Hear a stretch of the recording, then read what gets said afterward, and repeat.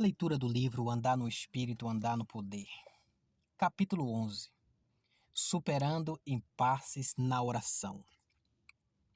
Deus me encheu de compaixão pelas pessoas que começam achando tudo lindo e maravilhoso em seu compromisso de orar no Espírito, mas então chega num impasse e param de orar antes de atingir a glória que está do outro lado. Um impasse é um platô espiritual, um lugar árido que geralmente parece um pouco antes que Deus esteja pronto para mover você em uma posição superior em seu espírito. Eu quero ajudá-lo a entender a natureza de um impasse, pois se você persistir em oração, há muitas coisas boas à sua espera no âmbito de Deus. Você terá que ultrapassar muitos impasses se você quiser perseverar na oração. O mais comum deles é a tentação de se esquivar dela. O diabo tentará tudo o que puder para tirar você da oração. Mas se o inimigo não tiver sucesso nisso, ele ainda não desistirá por completo. Pelo contrário, ele virá de um novo ângulo. Ele tentará enganá-lo de qualquer jeito para impedir que você se estabeleça em um lugar superior em Deus. Mas continue orando. Finalmente, você chegará ao lugar onde você estará tão faminto por Deus que você não terá que se obrigar a orar. Isso será o desejo do seu coração. Você fará tudo o que for necessário para se aproximar cada vez mais dele. Eu sei muito bem sobre o impasse.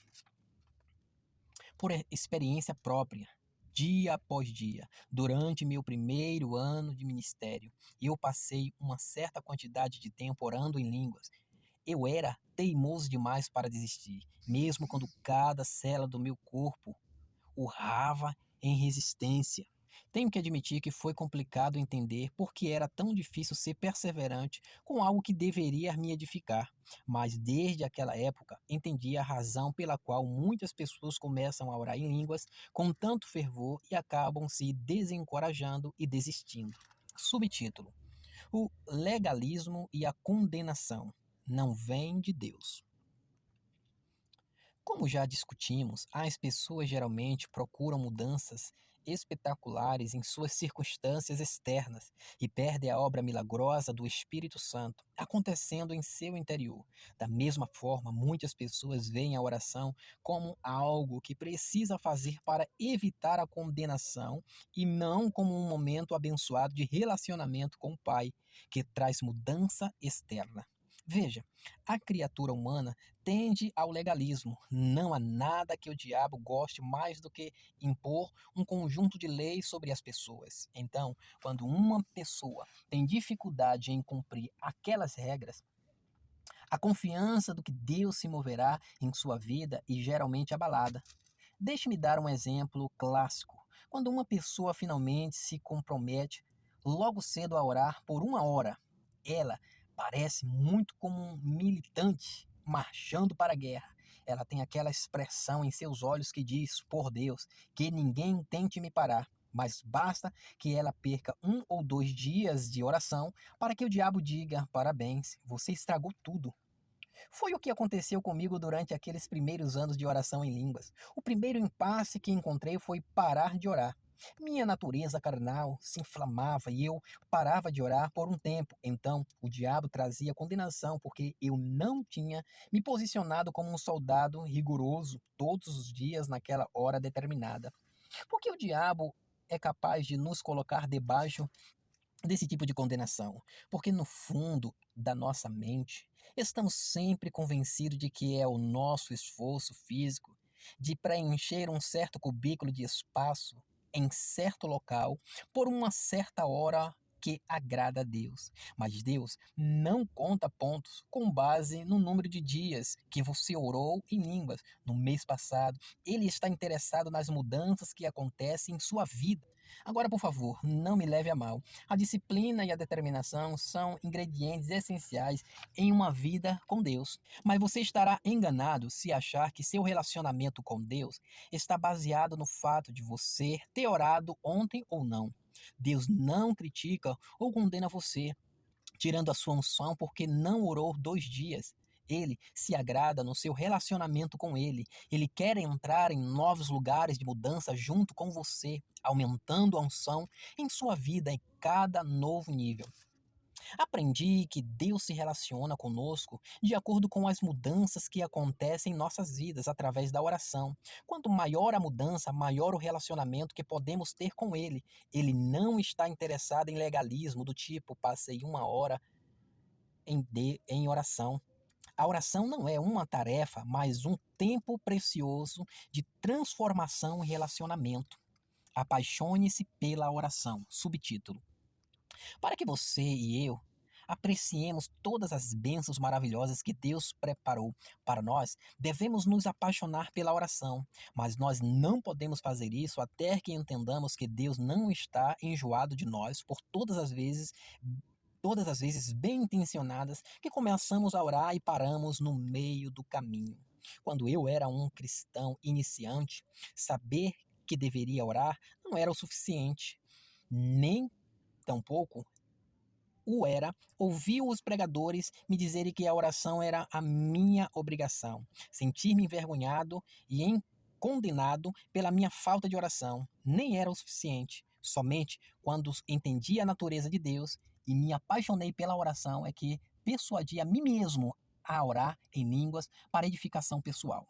Então deixe-me ajudá-lo a entender o que o levará a superar aqueles pontos de muitas pessoas falharem na oração em sua caminhada espiritual com Deus, para que ele possa irrestritamente derramar sua bênção sobre você.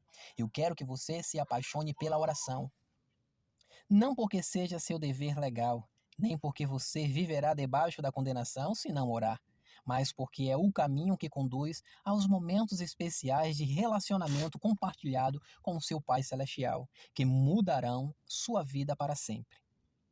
Subtítulo: o que causa um impasse? Podemos nos tornar muito desapontados quando nos submetemos com a fé a um período de oração e depois perceber que Deus não faz nada para nos responder. Mas a verdade é que Deus é incapaz de nos desapontar. A decepção ocorre quando não entendemos como Deus responde aos mistérios que oramos em línguas. Então, paramos de orar antes que Ele possa manifestar seu poder em nossas circunstâncias externas. Muitos de meus amigos, vezes por outras, caíram nesta armadilha. Eles se entusiasmavam depois de ouvir uma mensagem sobre orarem no Espírito Santo e sobre a edificação em sua fé santíssima. Então, entravam de cabeça em horas de horas todos os dias, mas após alguns meses desde tipo de oração, ele encontrava um impasse. Em vez de Deus operar milagres nas circunstâncias que o rodeavam, livrando das dívidas, curando seus físicos e assim por diante. Parecia que o oposto acontecia. Muitos deles entravam em crise e suas emoções iam à loucura. Alguns deles passavam por crises emocionais de desesperos, outros demonstravam um lado bem estranho em sua personalidade. Consequentemente, muitas dessas mesmas pessoas falam mal da oração em línguas. Ainda outros desprezam a importância das línguas ao começarem a pregar contra elas. Note, quando o processo de edificação começa a iluminar os feitos da carne que estão escondidos na escuridão, ele ilumina não somente aquela coisa de que você quer se livrar, mas as coisas que você não quer.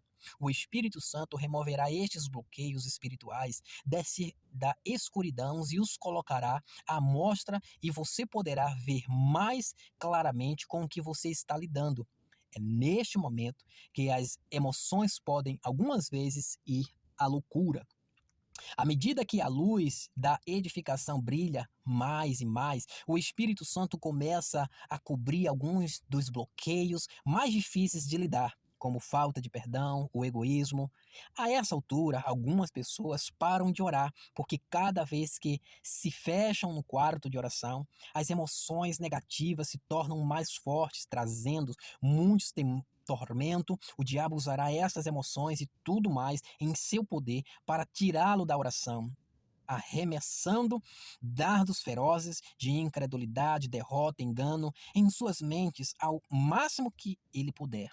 Em vez de se sentirem melhores, à medida que oram, essas pessoas se sentem piores. Então, no dia seguinte, quando chega a hora da oração, sentimentos antagônicos começam a se levantar. Suas emoções entram em revolta contra a oração em línguas e elas relacionam. Se orar em língua é tão importante assim, por que estou me sentindo desse jeito? Que bem está me fazendo? Eu não sou pior do que qualquer outra pessoa. Muitas vezes o que nós estamos realmente esperando é alguma fórmula mágica que ativará Deus e mudará tudo em nosso redor. Nós queremos que Deus nos use exatamente do jeito que somos. Subtítulo: Passando para o outro lado. Uma pessoa pode passar por outro tipo de impasse se ela persistir na fé e na oração. As emoções de falta de perdão, egoísmo e assim por diante se tornarão tão fortes que será impossível ignorá-las. Quando a pessoa finalmente reconhece quão feias são essas obras carnais, o poder do Espírito Santo lhe dará a força interna para lidar com elas. Arrependimento verdadeiro pode acontecer, o que levará à mortificação, vitória e libertação. Eu quase caí na mesma armadilha que meus amigos caíram quando cheguei neste impasse. No primeiro ano do tempo integral no ministério, mas eu acabara de me tornar um homem de fé, ávido. Então minha atitude sobre tudo podia ser resumida em uma frase: se a palavra diz isto, eu acredito. Eu estava determinada a não ser movido por aquilo que eu via, ouvia ou sentia, mas somente pelo que a palavra dissesse. E se a palavra diz que quando eu oro em uma língua desconhecida, eu me edifico, glória a Deus. Era exatamente o que eu iria fazer. À medida que passei daqueles impasses para o outro lado, eu percebi que alguns dos velhos medos e incerteza que costumava controlar minha vida tinha cessado. Por exemplo, o medo da falta de provisão tinha sido crucificado. Eu não era mais atormentado com pensamentos do tipo: agora eu estou em tempo integral no ministério, eu tenho 3 filhos pequenos e nenhum lugar para pregar. Meu Deus, de onde virá o dinheiro? Através da oração em línguas, aqueles medos morreu. Superei o impasse e encontrei em um lugar de paz. Eu sabia dentro do meu espírito que Deus seria o provedor de todas as minhas necessidades.